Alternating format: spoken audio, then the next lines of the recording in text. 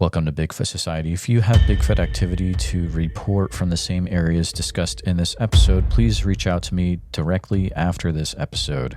And if you'd like to be on the podcast to discuss a personal Bigfoot encounter, please reach out to me directly at bigfootsociety@gmail.com. Do you wish there was more Bigfoot Society to listen to every week? Well, there is now. If you become a supporting member over at Patreon, you get a special members-only episode every single week on Wednesdays, and sometimes even more episodes. Head on over to patreon.com/the Bigfoot Society. And now let's get on with the show. All right, Bigfoot Society, we've got the privilege of talking to Spencer Jamison today. He is an individual from the Woodwalkerz YouTube channel. That's Woodwalkerz with a Z at the end. I'll have the link in the show notes, but it's one of the shows I like to listen to. Most Sunday afternoons is when they are on, and they have some great conversations I really enjoy. But Spencer, thank you so much for being on the show today. Oh, thank you for having me on, Jeremiah. Absolutely. You know, I would love to start, where a lot of these interviews will start is, Spencer, what got you into the whole wild Bigfoot game to begin with? Actually, it's kind of it's not like other people. Other people, they had an encounter, they had some kind of experience that was Bigfoot related, and it made them start looking into it. And mine was nothing like that. I took and helped taught, a lot of things, but the big thing was wilderness survival. So I was often out in the woods with groups of people doing wilderness survival, and that was years and years and years of my life, along with the average stuff: hunting, fishing, camping, everything. Well, let me see. My oldest is 11 now, and we homeschooled our kids. So I guess it was 10 years ago, something like that. Whenever they were just teeny tiny, they had YouTube on. And we paused YouTube, or YouTube was still playing in the background. And I was trying to start like a preschool thing for the girls. And whenever they got done, I actually can't remember exactly how it happened, if it was right as we were starting or whenever they were done with the little preschool lesson thing. I looked up, and there just happened to be a M.K. Davis video playing, and it was doing the breakdown of like the Patterson-Gimlin film, and it was showing some of the stuff like the hematoba in the leg, and like the scapula movement and everything. And I just remember looking at it like, that looks real to me. And I'd never been closed-minded to Bigfoot, but I'd never been, I don't know, I just didn't really consider Bigfoot. And I mean, I was in the woods all the time, and like you hear a lot of people say, and I don't know, it kind of surprised me whenever I was really, and I had seen that video when I was a little kid, but not like the in-depth analysis of it that Mr. Davis was on. And then a couple days go by, and another video comes on, and it was a Bigfoot Outlaws video. And I guess it was just that thing where YouTube plays videos that are similar to other stuff that you watched before. And I saw a few minutes of that, and then later, there was more suggested on there, and I started watching them, and then it kind of just got in my head that, man, if these things are real, there should be something out there that I should be able to find. I mean, I'm not a good tracker, but I've got tracker training and all kinds of stuff like that. And I went out in the woods, and next thing I know, I'm finding possible stick manipulation and structures and stuff like that. And a little while later, found what I thought was my first track. And, then I'm really like, I just don't know what is going on. So I started reaching out to people on YouTube and Facebook and everything, off of YouTube shows that I was watching. And eventually I got in contact with a couple people, and I got invited to an outing, and it was a really private thing. It was a Bigfoot Outlaws outing. And I guess I was the only outside person there.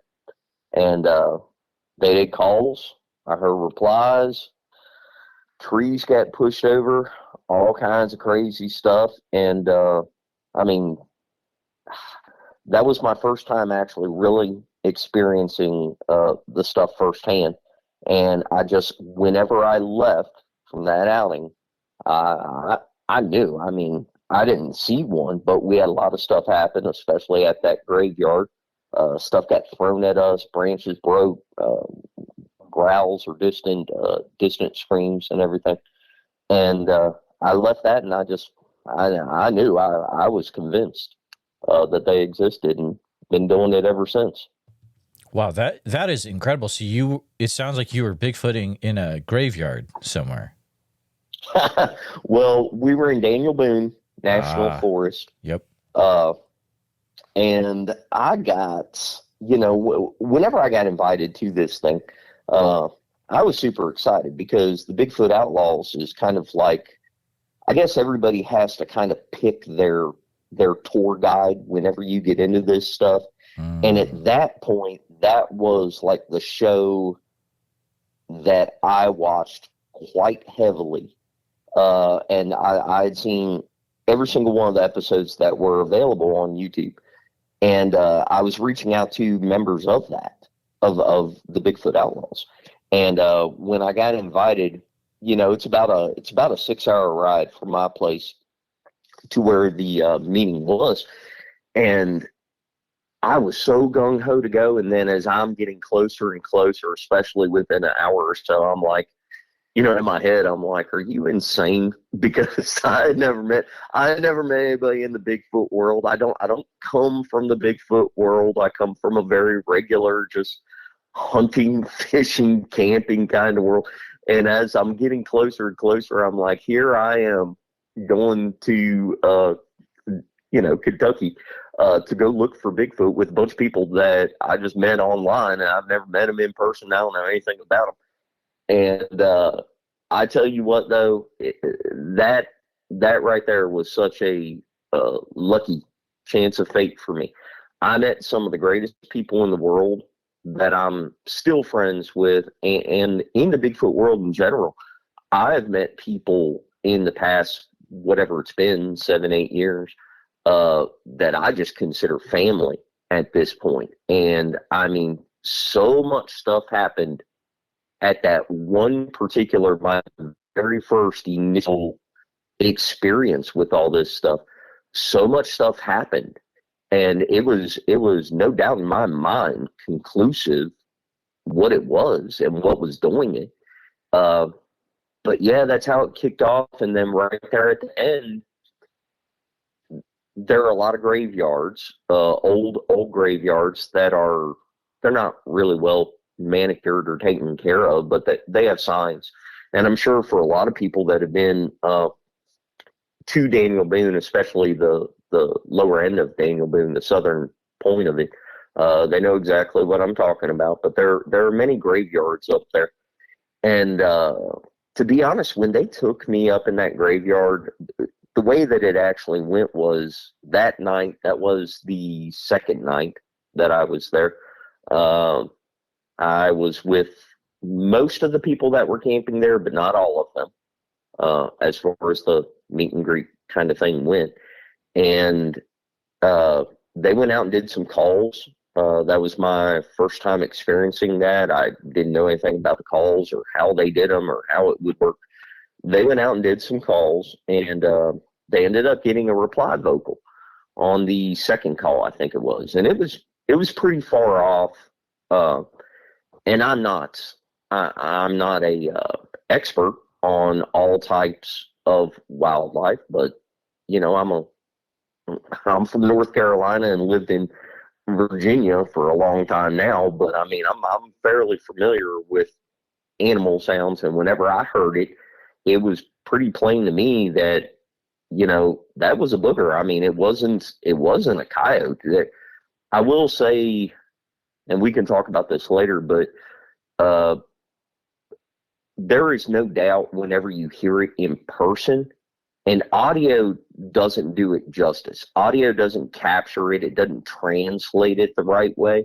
you can look at it on a spectrograph and you can kind of get a feel for it. But when you hear vocalizations in person, they're impressive. And I mean, if you've got any woodsiness to you at all and you're used to animals, you can very easily make a kind of a quick decision and say, I don't think that was, a regular animal, known, species right there in the area, an indigenous species. But they went out and they did calls. We got a reply. It was far away. It was impressive to me because I never heard it before. I think we stopped at one more spot after that. They did calls. I don't remember getting a reply there. And then they said, all right, we're going to stop at this one graveyard. And I'm riding in a car with like 4 of them, and we've got several vehicles. There's, a handful of us going. And as soon as they said that, I just, in my head, I was like, man, they are trying to haze me or initiate me, or they think I'm going to be creeped out because we're going to a cemetery. And I'd heard other people say on some of these YouTube shows about like boogers. I refer to Bigfoot as boogers, y'all, just so everybody knows. But I've heard other people say boogers like cemeteries and everything. But in my head, I was like, there's no way anything's going to happen just because it's a cemetery. And we parked at the bottom of the hill, and we walk up this road to the cemetery, and it's not long, maybe a couple 100 yards. And we get up there, and everybody gets quiet, and they've got cameras going and recorders going, night vision, thermals, all that kind of stuff. And one of the guys there, who I'm friends with now, I didn't know him then, but he did a call. And a couple minutes later, I think it started with a distant yell, but I can't swear to that. I'd have to go back and listen to the audio to remember exact detail. But he did a call, and then I think there was a distant possible vocal. And then this is the freaky part. This is the part here that I knew something was going on, and I knew it wasn't them. It was almost like a switch got hit, and it's like you could feel static electricity in the air. You could feel a presence. Things got quiet. Like even the bugs, they didn't go dead, completely quiet, but everything, it was like a cloud came over that whole spot. I mean, you could tangibly feel it. It was weird. Something got thrown. It hit the ground. I think it was probably a branch, but we were standing there in darkness. I don't think anybody really saw it, but it hit the gravel road that we had walked up.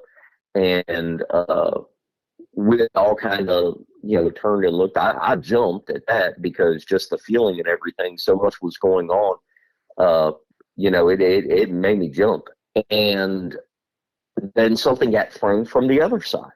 And I've got people like Debbie Jones going, "Did you hear that? Did you see it? Did you see where it landed?" And I'm like, "No, I don't know what's going on," because I expected this whole thing to be a joke. And it kind of caught me off guard.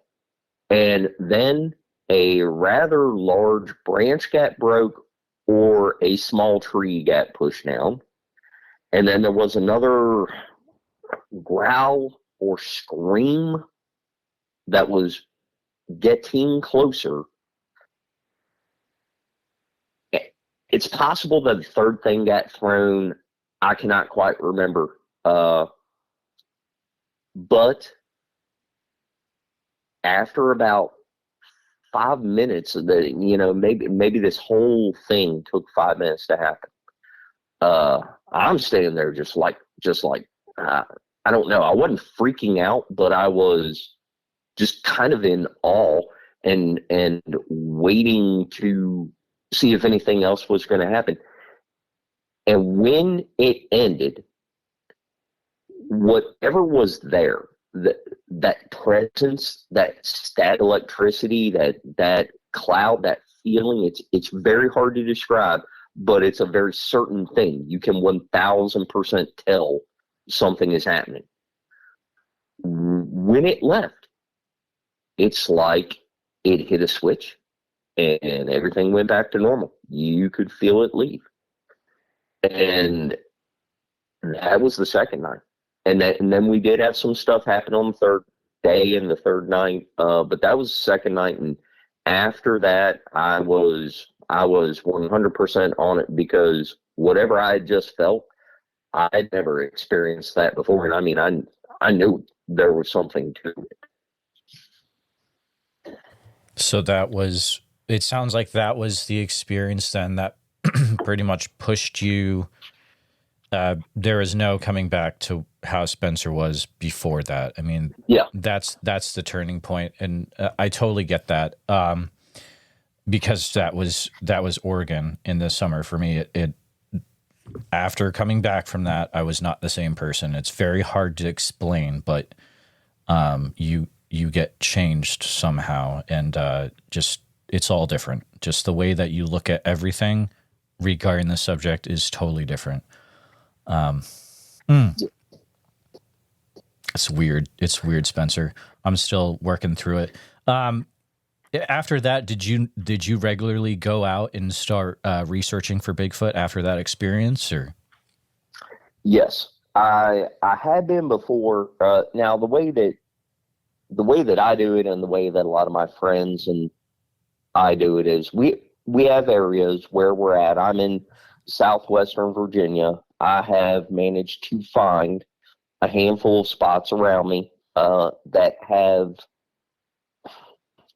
activity, but it's not activity like what I find in LBL, Land Between the Lakes, or North Georgia or Alabama. I've been concentrating a lot on Alabama for the past couple of years. But we all have areas around us that we go out and that we actively monitor. You know, a lot of us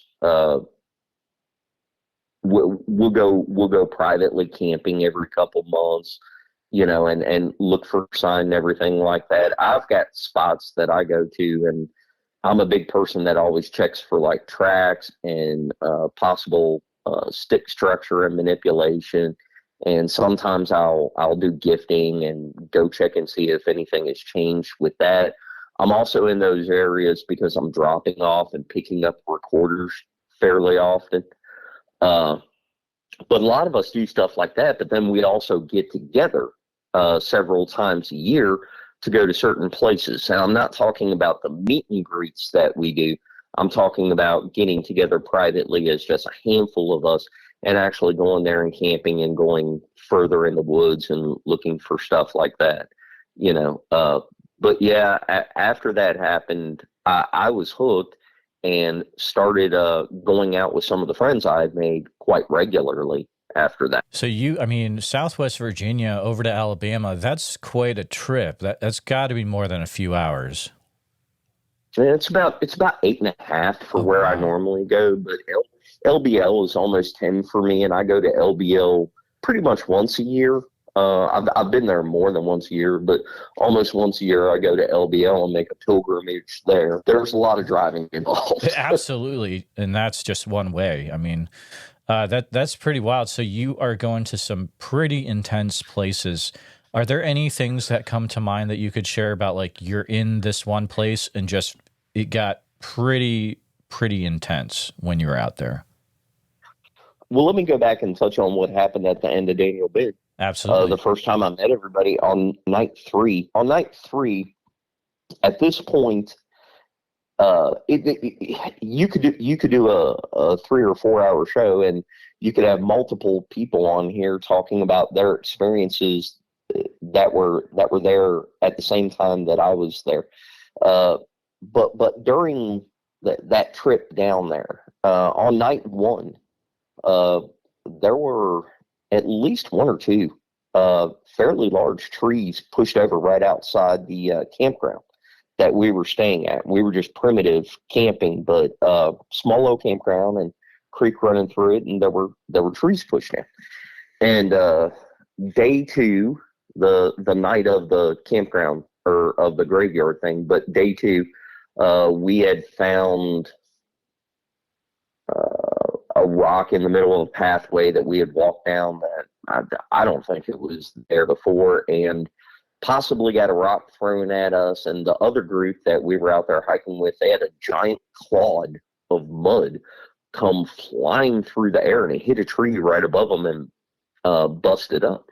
And they thought it was us messing with them, and we thought the rock that was thrown at us could have possibly been them. So, I mean, there was stuff going on. There were several trees broken. There were vocalizations heard, all that kind of stuff. I don't remember anybody finding tracks. I think it's possible that 1 or 2 people caught glimpses of eyeshine, or maybe even saw one in a ditch off the side of the road, like as we were driving by. But on night 3, I had to leave the next morning, and I got to tell you, so much had happened in such a small time frame. I was wired. I was nervous. I knew it was real, and I just experienced the graveyard thing. I knew it was real, and I knew there was something out there. And Larry Porch is a good friend of mine. He and Debbie Jones, they wanted to take me up on a ridge away from camp, and let's just hammock camp, or just, spend the night on the ground on this ridge on the hillside in the woods. And there are some funny recordings of this. We did a pretty good job documenting all this. We had a lot of audio from it, but there's a recording of this whenever we get up there. I don't know, it's probably midnight, 1 in the morning, something like that, probably closer to midnight. And a tree gets pushed over again, and Larry starts laughing, and I'm like, "You're insane." And he's like, "Yeah, ain't it great?" And Debbie Porch, she doesn't care. She's fearless. Sisters of the Moon, Debbie Porch, Sisters of the Moon. But she goes to sleep, and Larry and I are sitting up talking, and I got to be honest with you, I didn't want to go to sleep. I was a little concerned. I was a little concerned, a little nervous. I'm new to it, and I'm definitely not going to sleep if I think there's a damn monster right outside, and we're just sitting there around the fire. And several times weird stuff that could have been like rocks being thrown, but at the same time, I'm going, couldn't that be just like white walnuts or something? Larry's, he's talking to me, and he's going, yeah, it could be. And like I said, the tree got pushed out, and then right before, I don't know if it was right before sunrise, but about 5 in the morning, a car goes by on the road, and we can see its headlights because we're at an elevated position. We can see it, and it goes by about 300 yards away, maybe. And right as it's going by the curve, right by us, as it gets close to us, a knock goes off from right behind us. I mean, probably 40, 50 yards away. And it's loud. I jumped. It did scare me. And I said a few choice words, and I told Barry, that was a knock. And he's like, yeah. I was like, they are here. And he's like, yeah. They've probably been here all night, just sitting here with us, watching us. And it left a distinct impression on me. So in the years to come, in the next few years following that, several of the people that I met there, I stayed in close contact with. We went to LBL a lot, but we also continued to go back to Daniel Boone. But when we went back, we would go further in the woods, and not to a campground, just in the middle of the woods. And they had a spot that they had found back there, and I was lucky enough to get invited to that. And you asked about some of the stuff that was scary. Well, in Daniel Boone, this was one of the scarier things that happened to me. And it's probably not going to sound that thrilling to everybody else. I mean, I wish I could tell everybody a great Class A encounter, but that's not what this is. We're back there, and I'm with very real people in the Bigfoot world that know their stuff. They've been doing this a long time. They've got a lot of experience. I don't want to do a whole lot of name dropping, but they're very recognizable, known people in the Bigfoot world. And the very first time, no, I take it back. It was the second time we were out there at this place. When we got there, there was a tree. And when I say a tree, I mean it was about 6-inch diameter, probably something like a poplar, but most of the auxiliary branches had been ripped off of it. It was about 30 foot long, maybe 35 foot long. And it was placed horizontally above the little stone fire pit area that we had established, that they had established, and then I'd been there before. But the fire pit, the fire ring made out of stones. There was a tree placed horizontally in 2 other trees, and it was above this fire ring. And whenever we got in there, well, you know, where we parked at, went in there and we saw this thing, we're all looking at it like, yeah, that's, you know, I don't know anybody that would just go out in the middle of the woods and strip a tree down and place it, you know, suspended in 2 other trees over somebody's fire ring just in the middle of the woods. So that was the first thing that we saw when we got in camp that time.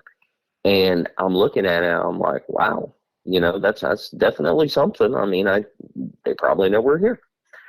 Well, the last night that we were there on that trip, we had done a couple calls, and I don't think we got any huge responses. One of my friends had told me about using an EMP, or a RF meter, rather, RF meter.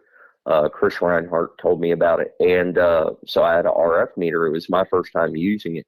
And whenever we did a call, it was just 1 minute later, the RF meter spiked. And I mean, an alarm went off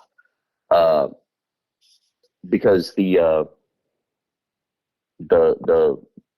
I think it was set on radio waves is what went off. But it went off to such a high degree, it spiked. And I'm sitting there holding it. I'm looking at it. I'm like, I don't know. Maybe, you know, maybe something's right here near us. It wasn't very much later. We went to bed, and I had fashioned a tarp tent, a tent made out of a tarp. And I'm inside that tarp, and I got the recorder sitting right at the fold where the door is. The audio recorder is right there, about 1 foot away from my head, because it started raining a little bit, and I didn't want it to get super soaked. But something woke me up at about 2:33 a.m. Something woke me up. I wasn't sure what it was. And as I'm laying there trying to go back to sleep, I hear something hit the tarp. It's like a pebble, like a rock. And I'm laying there and I'm listening. I don't hear anything. And then I hear crunch, crunch, like something took a step. Now I'm awake and I'm paying attention, and another couple minutes go by and something else hits the tarp, kind of like a little pebble. And then a couple minutes later, crunch, crunch. Now I've got 5 or 6 people that are sleeping, and they're not very far away from me. But they're out there, and I'm in this tarp, and I'm on the edge, you know, right up against the woods. And in my mind, I'm listening now. I'm like, this thing is coming close. Something's out there. And I'm trying to be logical. I'm like, is that somebody, you know, somebody woke up and they're out there and they're using the bathroom, or, you know, shifting around, walking through camp or whatever. But it's the same routine. It keeps happening. It's a pebble, hits my tarp, and then a couple steps. And eventually this thing is getting close. I'm wide awake. And I'm getting nervous. I'm getting scared, because in my head I'm like, that's a booger, and it's right here on me, and I'm just expecting something to reach under the tarp and grab me and snatch me and pull me out of there. Now that didn't happen, but what did happen was it got close. There was several minutes where I didn't hear any noise, and I'm waiting for it to get closer again. And then something, it either a branch hit my tarp or another rock, or it slapped the side of my tarp right by my feet. And man, let me tell you, I couldn't think whether or not I should just like flee. I didn't think at all, but I kind of yelped and sat up and almost busted out of the tarp, but I didn't, because I didn't want to go outside, because I thought there was something outside. I never heard anything leave. Of course, I made a lot of ruckus and a lot of noise whenever I did that. I never heard anything leave or run away, but after 10, 15 minutes later, I'm still sitting there and I'm scared now. And there was, there was nothing there. Nothing happened. It's like these things really, really know how to mess with you and intimidate you. And I never got to look at it, so I can't even 100% say that was a booger. I got the audio from it, and the audio, you can hear the pebbles hitting the tent, and you can hear the steps if you really enhance the volume. But it shook me up, because I know what happened, and what happened was something was coming closer, and then it smacked the tarp, and it bothered me and scared me. I don't know if I would have slept the rest of that night. That's pretty intense, Spencer. Oh, I didn't for sleep sure. the rest of the night. Yeah. I didn't sleep the rest of the night. But I think what is even more crazy is the RF meter being affected. So can you explain maybe a little bit of what's the thinking of the connection between RF meter and what is maybe happening in the background, and why would you even have one to begin with there? This gets into areas, and this is a lot of the stuff that we talk about on my show, and a lot of the people that I'm friends with that have shows and everything. We kind of do deep dives going, I don't want to say woo in a negative way, and I don't want to offend anybody by the woo thing, and I also don't want people to think that we are strictly flesh and blood. I think I would phrase it more along the lines of we're open to anything. We're big proponents of there are no experts in this field, mm-hmm. and everything, you have to treat this subject open-minded. On the trip I was just talking about, when the RF meter spiked, during the day, we had gone for a day hike, and just like always, everybody make sure you got, we're stopping and putting in fresh batteries in the action cameras, in the recorders, in the, video recorders, the thermals, all the stuff, right? And that was my first time, that exact same event right there, that was my first time having battery drainage. And it wasn't just me. It was 3 or 4 of us had battery drainage. And weird anomalies like that. But you get to a point when you do, at least the areas that we've been going and the stuff that we've experienced, I guess I won't speak for everybody else, I'll just speak for myself, but it gets to a point where you stop thinking that these things are behaving like a typical, just regular biological flesh and blood creature. There's something else going on. So to your question with the RF meter, Chris Reinhardt had been told by somebody else to look into the RF meter. At least I think that's how it goes. If not, Chris, don't kill me. But he suggested that I try it. Now, bear in mind, the piece of equipment was new to me. I had only gotten it a couple weeks before we went on this trip. Didn't have much time to really play with it and everything. But we're out in the middle of the woods. I mean, I know the basics of the thing. And I guess the line of thought on it is much like infrasound. Is it possible that these things are creating either electromagnetic fields? Are they giving off microwaves? Are they messing with RF fields? We're not sure. but several people have claimed to have had some impressive results with the RF meters. So we had it out there. Now, it just so happened that it went off, that it spiked that night. But a lot of people talk about, hey, it'll spike whenever they get really close to you and they're throwing rocks at you and growling, then it'll go off. We didn't have any of that. It just went off on an alarm, and then later on that night, something approached my tarp. Now, I mean, having said that, I've had the RF meter for years. I use it on occasion. I've not had a whole lot of luck with it, but maybe the times that I did use it, they weren't there, or maybe they're not emitting or giving off whatever is required to set the RF meter off. I don't really know to that.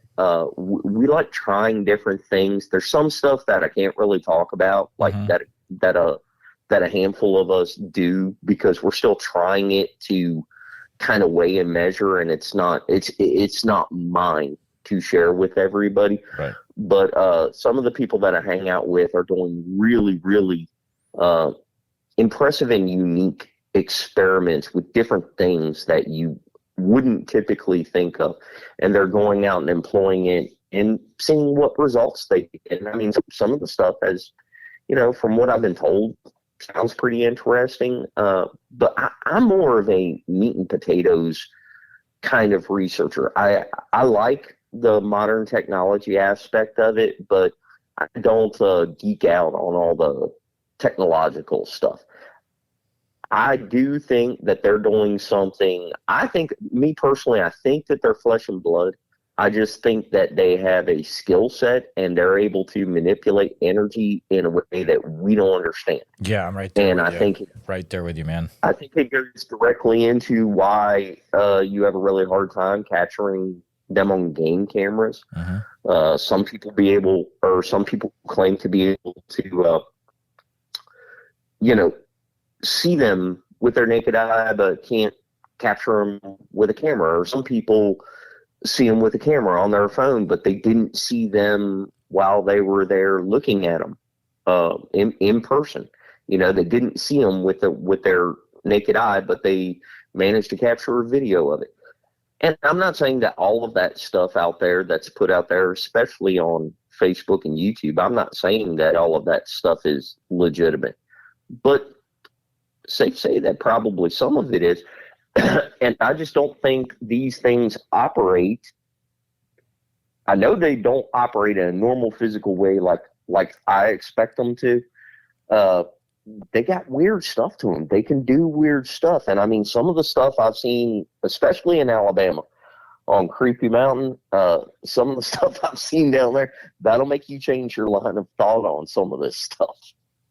Well, I agree. I'm starting to learn there's stuff, it doesn't make sense, but I want to call out something real quick. Just so about 5 minutes ago, well, first I want to ask, you don't have any type of voice modulator on your phone, right? Nothing weird like that? No. Okay. No. So it was really weird. You probably didn't hear it, but about 5 minutes ago when you were talking about weird stuff happening with tech, your voice did something weird I've never heard on the phone before, where it's like kind of like robot voice. It got really weird. So, I mean, stuff like that kind of happens, but yeah, tech gets weird. The RF meter thing, I might actually try that myself. It's an interesting line of thought, and who knows what they might have associated with them. And I don't know if that would even, there's been Bigfooters that have had weird health things happen, and maybe that's because of exposure, and it really makes you think, right? I don't know. That is 100% something that we have talked about and that we pay attention to. There's only one time that I can think of where I ever might have been zapped, hit with infrasound. But there is no doubt with the people that I hang out with on a regular basis. And I mean, I trust them implicitly. These are good people, and they're experienced people, and they're big name people. And some of the stuff that they've told me is, completely, it's really impressive. And I believe them. And I think that along with that infrasound, I mean, you have to consider that if they are using infrasound is measurable. It just takes quite sophisticated equipment to measure it. Mm. And, it's not like we're running around the woods with $1 million government tech stuff to be able to measure this kind of thing. So the whole infrasound thing, we charted up as a possibility, but it's a high probability that they are using something like infrasound. And infrasound itself, if you look at the physical disruptions of what infrasound does, I mean, it'll joggle your organs and your brain and everything. It's easy to assume that it could cause health issues if you get zapped enough times if they're doing infrasound. And I think the RF meter plays into that because we're not quite sure how to, we're looking for some piece of technology that will give us an edge to knowing that they're there. And it's hard because these things are really good at getting close to you without you knowing that they're there. Spencer, that's so smart. I've never thought of that, and you're absolutely right. What we need is the one device, the silver bullet that tells us 100% no doubt that yes, they are in that area. That's what you need, right? Jeremiah, 2 years ago, 3 years ago, I would have been like, yes. And that was the time whenever all this stuff was happening with my stuff in the Bigfoot world. But I got to admit, man, it's just listening to so many people, especially people that I really do trust and believe, listening to so many of them nowadays make connections with stuff like Nephilim. Nephilim or Nephilim, however you want to say it. But stuff like that, I've gotten to a point where I'm honestly thinking, like, I don't know. I mean, maybe maybe we don't have any leg up and there's no way that we would ever know anything unless they want us to know it. I don't know. I mean, I know that gets out there into the kind of hooky range where it sounds like you're trying to come up with excuses to rationalize why you're not getting the hardcore evidence. But I mean, we've collected hardcore evidence. I mean, we've collected whole track. Whenever I say we, I guess I wasn't there I was not there on the big outing where they collected the major trackway at LBL. But I found trackways at LBL, and we've found stuff in Georgia. We found stuff all over the place.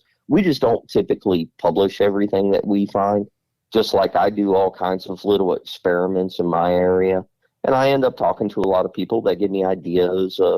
It's not like I'm super smart and coming up with this stuff on myself. A lot of times I got help from everybody else. Mm-hmm. And I'm trying different things out on my own.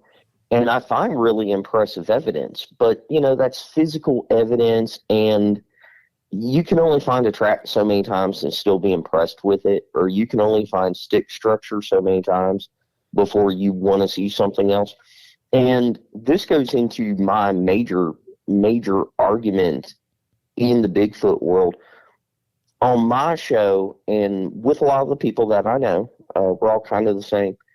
I don't really care about the shows where it's a great physical description of Bigfoot. Mm-hmm. One of my friends told me one time, he's like, one could be hit by a semi and be laying in the middle of the road and 100 people stop and you're looking at it, you're poking it with a stick, you're taking pictures of it, you can see its hair, you can see exactly what it looks like. It's 8 foot 4 inches long, and it's 4.5 foot wide, and it's 2 foot thick, and it's got longer hair on its lower arms and on its head, and it's sparse on its chest. And you still would not know what they are exactly, how they operate.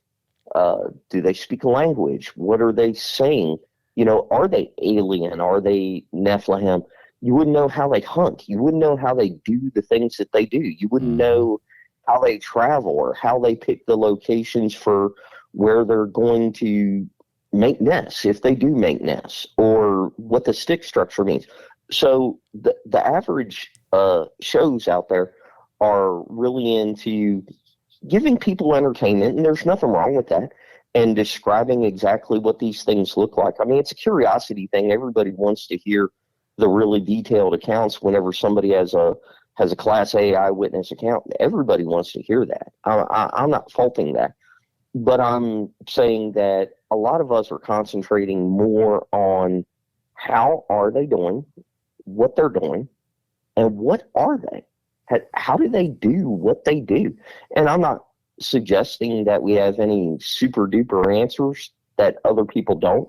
We have some stuff, and some of the stuff, we kind of keep it off the radar while we test it and check it and see what results we get. But we treat the subject very seriously, but we don't take ourselves very seriously, if that makes any sense. Absolutely. I love that. That is a very cool combination. It's not one you find a lot, but I think it's important. One of the main reasons, Spencer, that I had you on the show tonight is I had heard about a place called Creepy Mountain down in Alabama, and I reached out to, it might have been Roger from Squatch and Holler, and if it's not, apologies, Roger, but I think I reached out to him, and I was like, who should I talk to about Creepy Mountain? I think he mentioned your name. So this place sounds wild, and it sounds like you know some interesting things about it. Anything you can share about it would be really cool, I think. I will say that Mr. Mark Green, who's a great friend of mine, is he's the keeper of Creepy Mountain. So Mr. Mark Green, who is a good friend of mine, he is the guy. What happened was Mark had a personal Class A Bigfoot sighting in Alabama while he was hunting. He had a friend that he hunted with a lot.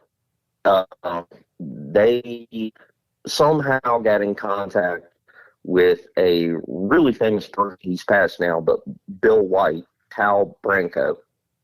And they started talking to Mr. White, and Mr. White came there and did a couple things and said, yeah, you guys got boogers here, which they had already kind of figured that out, because after Mark had his sighting, they started paying attention. Mark was big into coon hunting and running deer dogs, and they would go up on Creepy Mountain to hunt.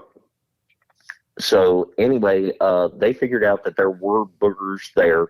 They, for years, hardcore researched Creepy Mountain and other areas around there. Creepy Mountain became a place that was known to have Bigfoot activity in there. Whenever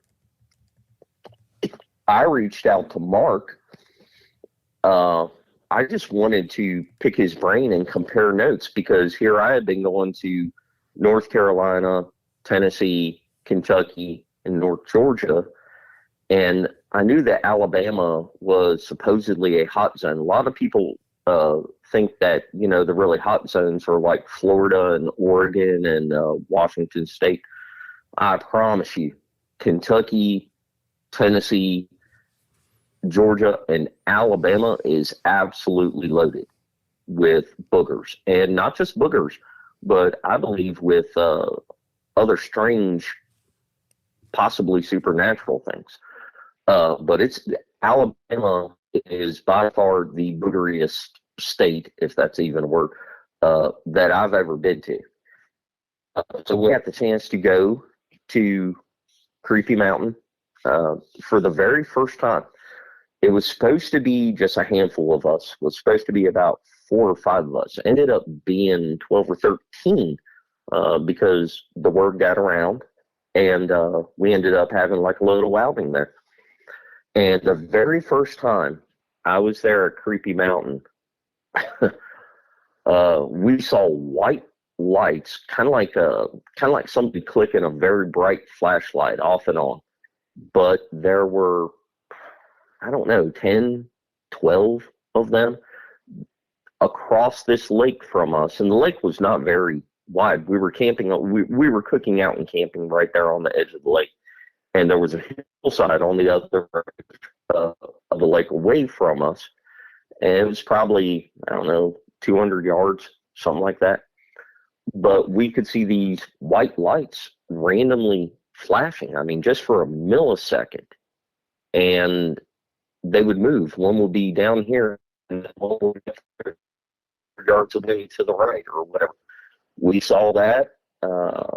We saw shadow, I don't want to say shadow figures. It could have very well been boogers. It probably was, but it was shadows of something that were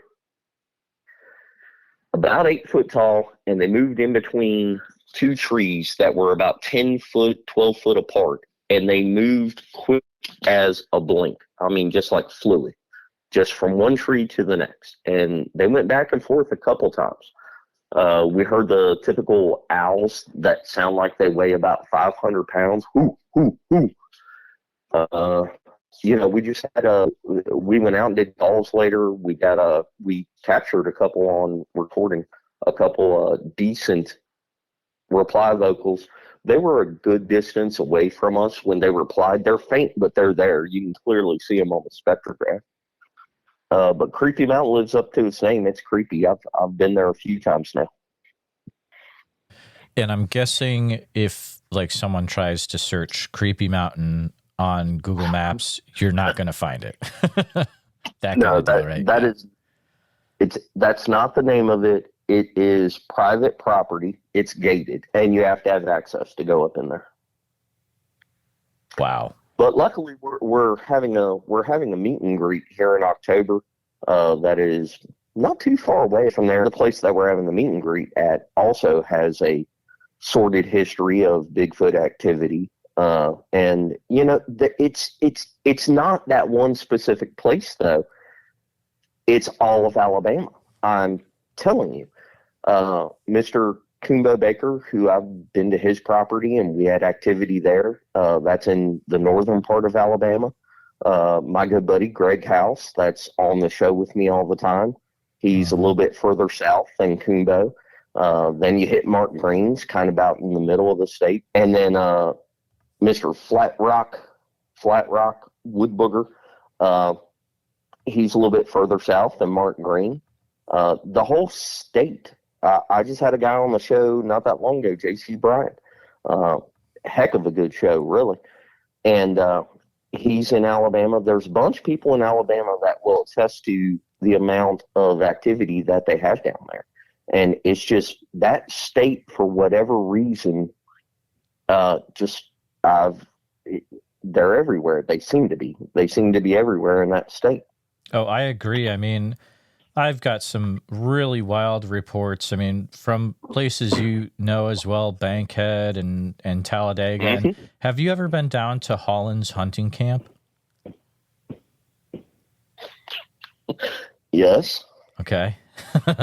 Is that a thing you can talk about?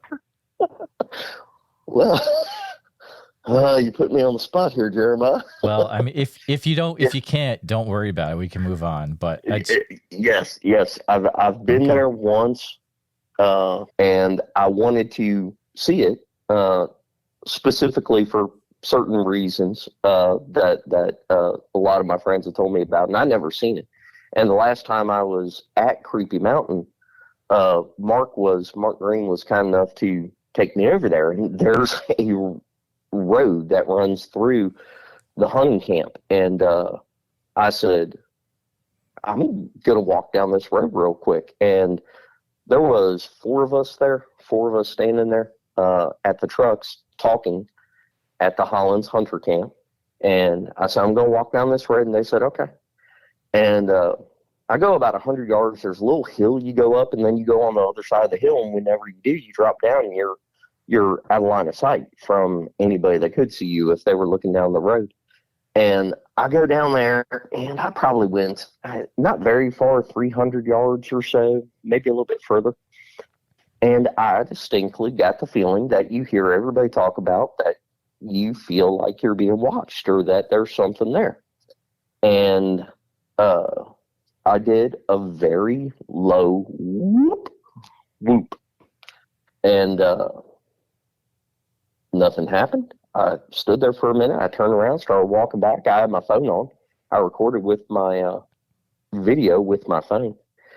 And as I'm walking back, I heard off to the side of me, probably, I don't know, good, far enough into the woods where I couldn't see it. And it was just a light kind of grunt huff, like that. And I paused, and on the video, I say, "Did you hear that?" I don't know who I was talking to. I was talking to myself, or if anybody saw the video ever again. And I walked another 15, 20 feet and got it again. And I said, "There it is again," in the video. And then I come back to the trucks. It did it 3 times. I come back to the trucks. And I'm like, "Guys, you are not going to believe this. All I did was walk down this road. I mean, this is broad daylight in the middle of the day. But I was back far enough where no one could see. And, and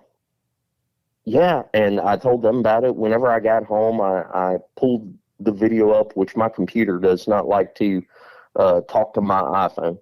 But eventually I got it pulled up, and I edited the video and was really trying to hone in on the audio part of it. And I stripped the audio and looked at it on the spectrograph, and you can see it, but I have to enhance the audio so much. It's kind of distorted. It's not really worth showing. And even in person, it was not very loud, but it was distinct and it was distinguishable. And it's there. It's just, you really have to strain to hear it. So for that reason, I didn't, show it on my show or show it to anybody other than a couple friends. But yeah, whenever we left there, I was like, okay, this place is hot. They're here. And then, of course, I know the other stories about that place. The story about the campers or the hunter supposedly being found, dead at the bottom of his hunting stand. And there's been campsites abandoned there, but that's common. That's common for Alabama. At Greg House's location, they found abandoned campsites. I mean, that's a common thing in Alabama. Alabama is loaded. That area as well. I know Roger had a really interesting thing happen there where he captured some audio, and then a gentleman I had on the show a few years ago, he was referring to the same story you were referring to, but I guess the hunter was found, and he was, he was kind of pulled apart a bit. I mean, not like totally pulled, but like, it was pretty interesting. I believe, if I'm not getting the details wrong, in that story, now I don't know 1,000% if that is completely accurate. Right. But I know that there were people that claim to have seen someone produce the police file for that. Oh, wow. And I believe that the guy had his neck broken to the point where his head was twisted backwards, and at least one of his arms was tore off. I believe that's the account of that. I can't swear to the validity of it, but I'm pretty sure that's the story about it. Have you run into, I know you've been in all these different states and done a ton of research over the years. A weird thing that I find is that there's these reports of different animals with like their necks broken that are sometimes, do you get that too? Not nearly as much, at least not reports in my area. Now, I do hear through the rumor mill and through people that don't want to come out and talk publicly about it, I do hear a lot of reports of animals with legs being snapped and broken cleanly, especially deer and coyote. Rear legs being broken or torn off. That's a fairly common thing. There was a young couple that I spoke to on the phone that's not very far from me, and they had both a mini donkey and a pony go missing. And I want to say, I'm probably going to get this backwards, but I want to say that it was the pony that the guts were missing from, its neck was broken where it was turned backwards. And I want to say like maybe its back was broken or its rear legs were torn off. But the donkey had a hole the size of a cannonball punched through its chest and through its,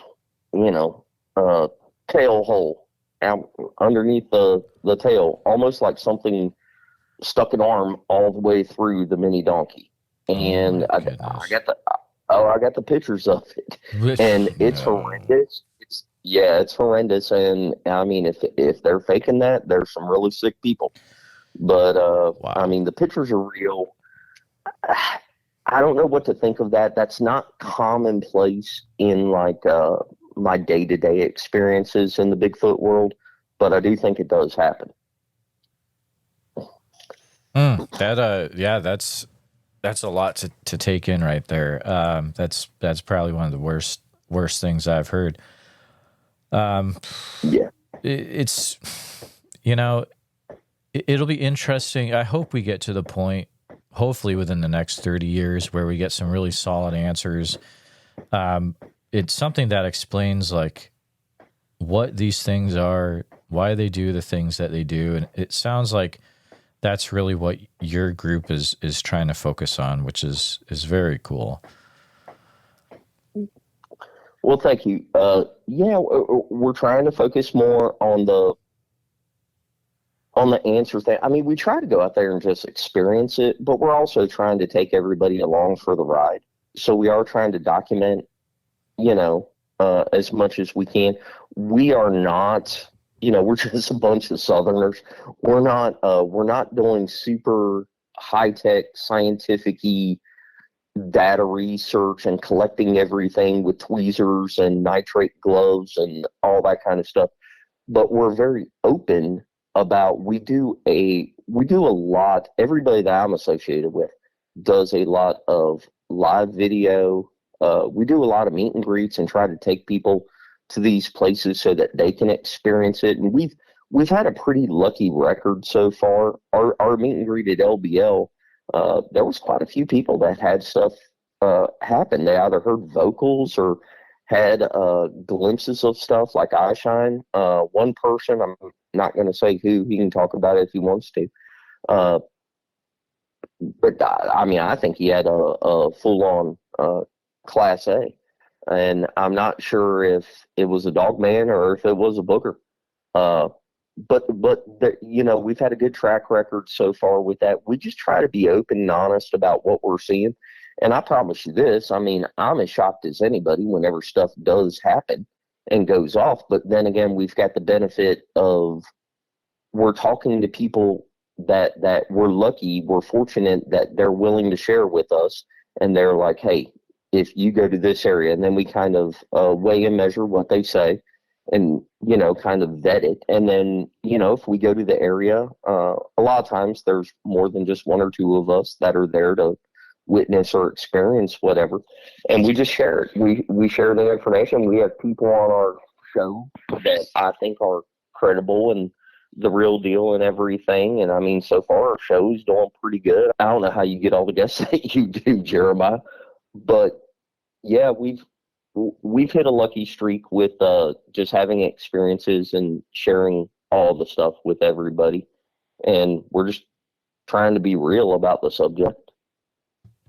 Absolutely. I mean, so I don't get a ton of emails about this, can you explain how people, if they want to be involved with the meet and greets, how they get the info about that, how they get hooked up with being able to go and different things like that?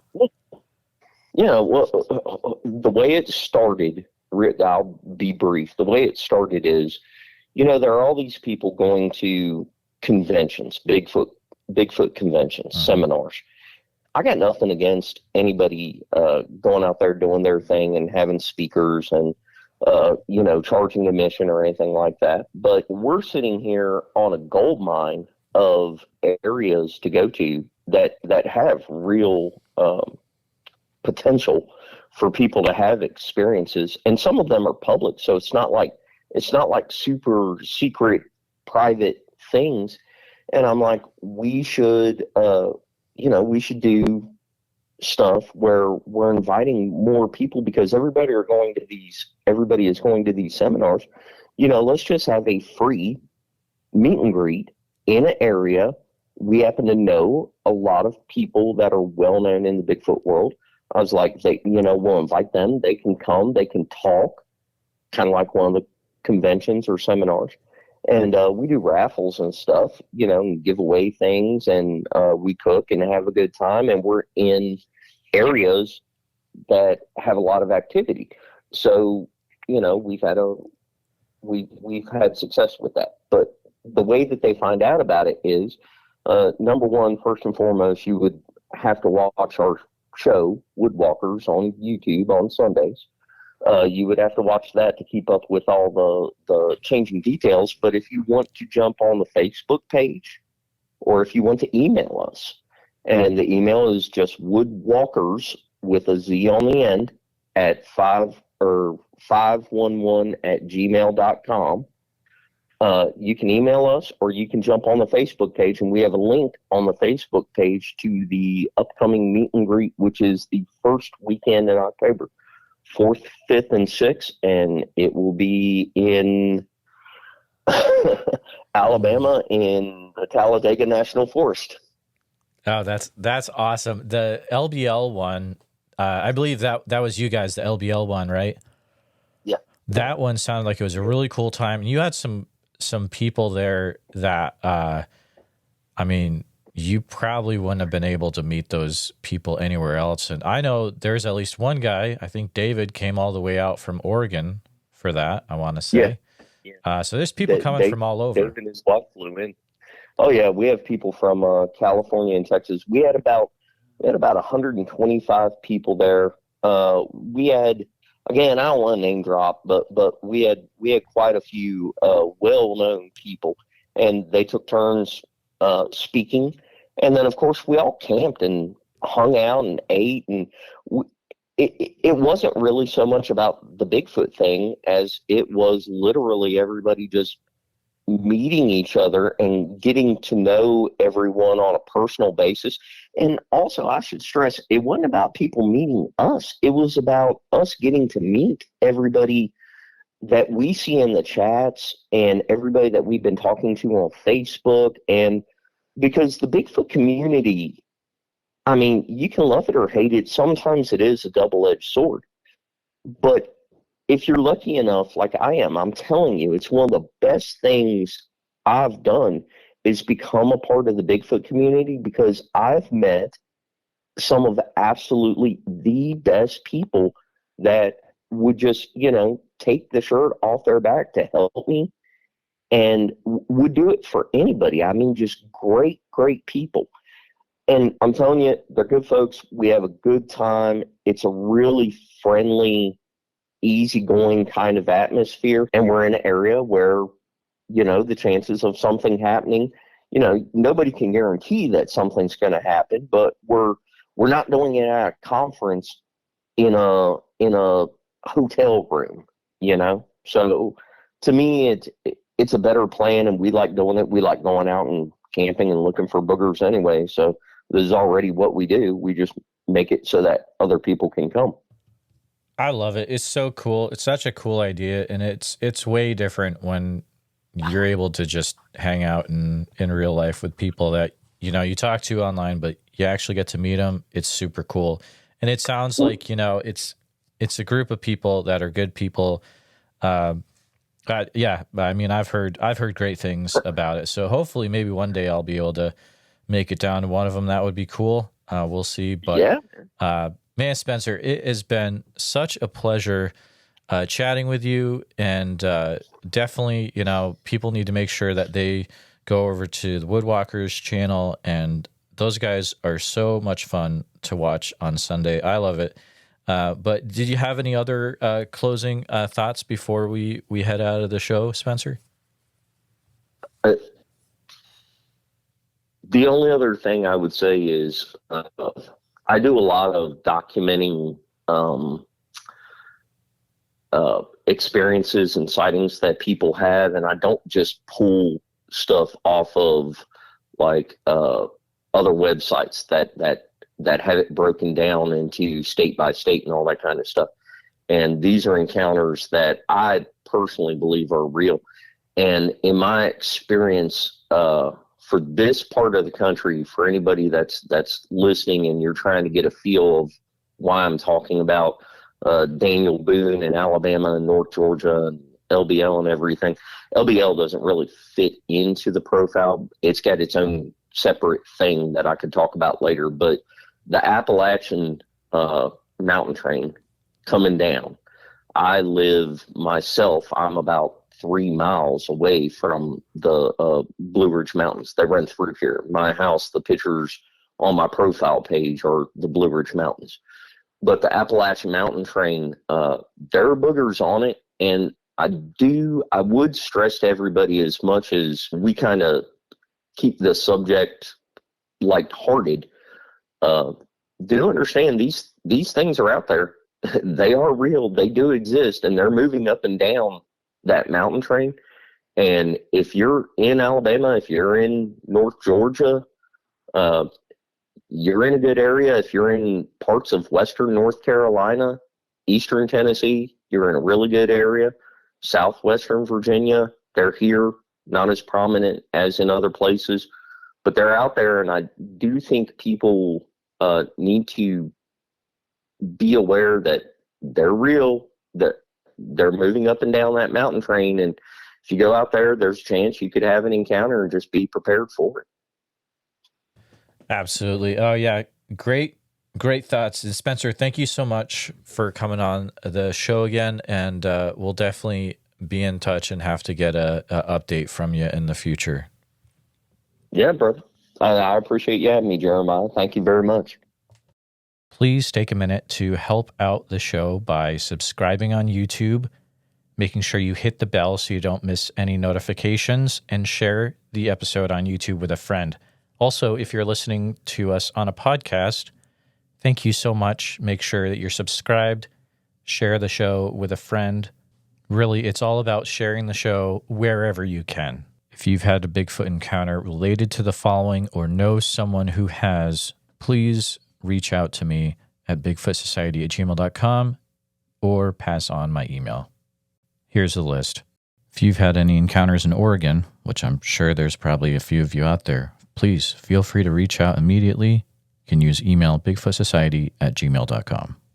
A special thank you to all the Bigfoot Society Patreon and YouTube channel members. It's your support that helps keep the show going, and I extremely appreciate it. If you want to join in the fun, you can join over at patreon.com/the Bigfoot Society. I'll see you there. And again, thanks for listening.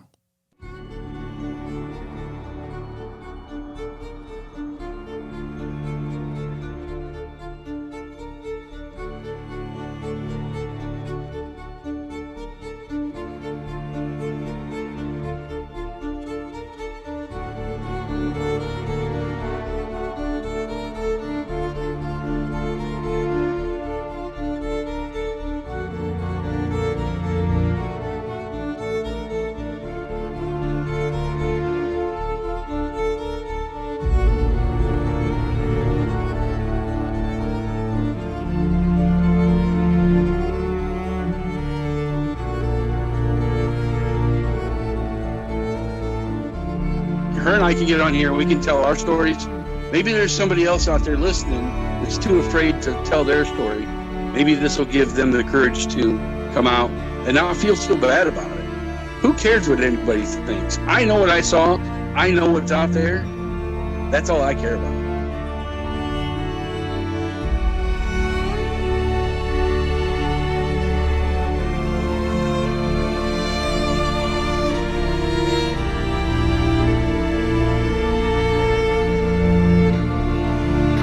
people know. Please let them know. If you ever see one of these things, you need to tell. Because if you don't, then shame on you. You know? Shame on you.